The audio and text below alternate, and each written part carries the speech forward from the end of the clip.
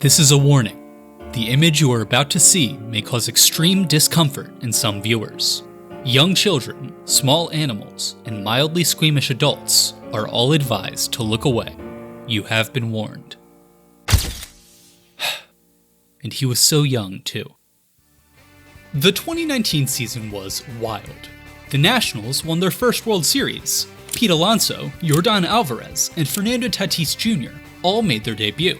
Major League Baseball marked its 150th anniversary. 2019 was also the year we found out that MLB was lying to us. In the history of baseball, there have never been more home runs hit in a single season than in 2019. Out of 30 teams, 14 set a new franchise high in homers. The Minnesota Twins led the pack with 307, shattering the previous MLB record of 267. For the first time in league history, over 4% of at-bats ended in a home run. That's 1 out of every 25. This surge in home runs wasn't just unprecedented, it seemed borderline impossible. Word spread among fans and players alike that something was different with the baseballs. All-star Justin Verlander accused MLB of juicing the ball, calling the situation, quote, a joke. But what if I were to tell you that this wasn't the first time MLB was accused of juicing baseballs? What if 2019 is only one example of a trend that stretches back decades? This is Rabbit Ball. On September 14th, 1987, baseball history was made. This was the day the Toronto Blue Jays hit 10 home runs in a single game, the highest single game total ever, and broke a record which had stood for nearly 50 years. The Jays kicked off the scoring in the second, with a homer from catcher Ernie Whitt. 2 batters later, Rance Mulliniks, a man with the name of a D&D character and the face of a D&D player, hit a shot to left. A few hitters after that, Lloyd Moseby sent a ball to deep right, bringing the lead to 5-0. Orioles starter Ken Dixon was taken out of the game, having raised his season ERA by a third of a run. This would be the final appearance of his career. George Bell crushed a homer off reliever Eric Bell in a brutal act of bell-on-bell violence. Bell hit a second long ball later on, as would Mulliniks, while Whitt had 2 more. Fred McGriff hit a dinger in the 8th, one of a career 493. Rookie Rob Ducey hit one too, one of a career 31. By the end of the night, Toronto had tallied 21 hits, 18 runs, and the single-game home run record. It was literally a once-in-a-lifetime display of power. On its own, this power surge can be explained by a few things, like the fact that Toronto hit a team record 215 home runs in '87. George Bell alone had a whopping 47, the most by a Blue Jay until Jose Bautista hit 54 in 2010. If we take a step back, however, we can see a strange pattern taking shape. See, that year, it was more than just the Jays who were breaking records. In the summer of 1987, there was a total of 4,458 homers hit across Major League Baseball. This demolished the previous record, set in 1986, of 3,813. That's an increase of 645, the biggest year-to-year jump from any season that didn't feature either expansion or a strike the year before. Players were hitting home runs like never before. Wade Boggs had 24 for the Red Sox, 20% of his career total. Andre Dawson of the Cubs led the NL with 49 homers, setting a career high and winning the MVP award. Meanwhile in the AL, a 23-year-old named Mark McGwire hit 49 of his own, crushing the rookie record.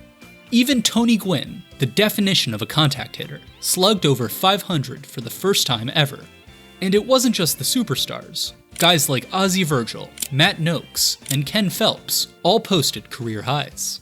The spike didn't go unnoticed. By the All-Star break, home runs had become a major topic of conversation. Players, coaches, and the media all had their theories about the cause of this change. Pirates coach Ray Miller blamed it on a lack of athleticism among pitchers. Writer George Will said it had to do with breaking balls wearing out pitching arms. Most people, though, had a different explanation. The ball was juiced. They called it the Rabbit Ball for the way it jumped off of the bat. Jack Morris, Mike Scott, and Pete Rose were just a few of the many players who believed the theory. Tigers manager Sparky Anderson did as well. Pitcher Bert Blyleven said that there wasn't just one rabbit in the ball, there was a whole family. Even Bobby Bonds, who at 41 years old had long since retired, could tell that something was up. I've taken batting practice, and I've hit those balls. I've hit the ball as far as I did when I was 25 years old. I'm not that strong. But then, just as quickly as it had risen, the home run rate went back to normal. The 1988 season saw just 3,180 homers hit across MLB, a decrease of nearly 1,300 from the year before. It would take until 1996 for baseball to see that many home runs again. MLB never officially commented on whether the 1987 ball was juiced, but that doesn't mean there wasn't evidence. There are a few major theories out there. Let's break them down. The first theory, and the most common one, is that Major League Baseball intentionally juiced the balls. As for why exactly they would do that, well, there are a few reasons. See, the mid-80s were not a good time for MLB's reputation. In 1981, a third of the season was lost due to a strike. In 1985, many of the league's top players were implicated in the Pittsburgh drug trials. And for 3 years straight, in 85, 86, and 87, team owners colluded to suppress free agent salaries, robbing them to the tune of $280 million. With all this bad press, it makes sense that those in charge would want to change the story with a league-wide, season-long home run derby. On the other hand, a scheme of this magnitude would require a high level of secrecy and coordination, a level that I don't think MLB is capable of. I mean, just look at the collusion scandal I mentioned before. It wasn't a secret what the owners were doing. In fact, the only reason it got as far as it did was because Commissioner Peter Ueberroth was in on it. If the owners were juicing the balls on purpose in 87, I think we'd have more evidence by now. Then there's theory number 2. The home run spike in 87 wasn't due to a juiced ball, it was due to juiced players. Everyone knows about the steroid era, which reached its peak during the 90s and 2000s. What you might not know is that this wasn't the first time MLB players had used illegal substances to gain an edge. Far from it, actually.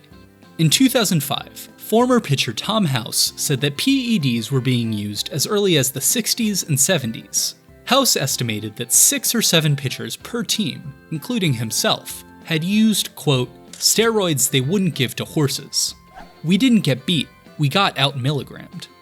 There's also the fact that following the Pittsburgh drug trials, many players would have been looking for an alternative to the amphetamines, also known as greenies, that were being cracked down on at the time. And then there's Jose Canseco, who's called himself the godfather of steroids. Canseco claimed that he introduced steroids to the big leagues in 1985. If true, this would have been just 2 years before 1987, lending weight to the theory that it was roids, not a rabbit ball, that caused the home run surge. If this was the case, however, that doesn't explain the sudden drop in homers that occurred in 1988. If hitters were so successful using PEDs, why wouldn't that success continue into the following season? If I was an MLB player, and I had just had a career year thanks to steroids, I don't think I'd just up and stop. Which means that the steroid theory is probably not the answer. Which brings me to my final theory. The rabbit ball was real, but it was an accident. Okay, so this one requires some historical background. In 1969, Rawlings opened its first baseball manufacturing plant in Haiti, a country chosen due to the low cost of labor, which is a nice way of saying that Rawlings could get away with exploiting its workers and paying them next to nothing. By the 80s, roughly 90% of baseballs worldwide were being made in the Haitian capital of Port-au-Prince. Now, the 80s were a turbulent time for Haiti politically. The country had seen mass uprisings against the Duvalier dynasty, a repressive dictatorship which had ruled since 1957. The protests were successful, and by early 1986, the regime had been toppled.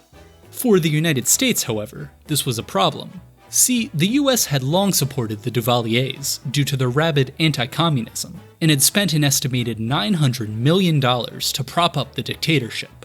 Now, with Duvalier fleeing Haiti in a US Air Force plane, American companies began looking for a way out as well. This included Rawlings, who opened a second factory in Costa Rica in the year 1987. Which raises the question, could it be possible that when Rawlings moved to Costa Rica, they ever so slightly changed how baseballs were produced, leading to an unintentionally juiced ball? The short answer is, probably not. The long answer is, well, it's complicated. While Rawlings did open a plant in Costa Rica in '87, they didn't fully shut down the one in Haiti until 1990. And even if they had, the new baseballs wouldn't have immediately replaced the old ones. The process would have been gradual, with the Haitian balls slowly leaving circulation until only the Costa Rican balls were left. If you need proof, just take a look at game-used baseballs from '87, '88, '89, and even 1990, all of which still feature a mark indicating they were made in Haiti. It wouldn't be until the early '90s that these balls were completely phased out. So, unfortunately, this theory does not explain the rabbit ball. But then, what is the reason? Was the rabbit ball real or not? Or was 1987 simply an anomaly? A one-off year where everyone in baseball magically turned into Roger Maris for a single season before going back to normal? The answer is, I don't know. Okay? I don't know. I have spent months trying to figure this out, trying to solve a problem that has stumped baseball fans since Dirty Dancing was in theaters. And you know what? I couldn't. I'm sorry. I'm not happy about it either. You can let me know what you think caused it in the comments. Was it intentional on the part of MLB? Was it steroids? Was the whole league using corked bats? Or was it something else entirely? Your guess is as good as mine. Speaking of which, my best guess is that there was a rabbit ball in 1987. It did result in more home runs, but it was not due to league interference. At the end of the day, these baseballs are stitched by hand, by human beings who are prone, as we all are, to human error. I'll leave you with a study from the year 2000, which found that 2 baseballs could meet MLB specifications, but one ball could theoretically be hit 49.1 feet further than the other.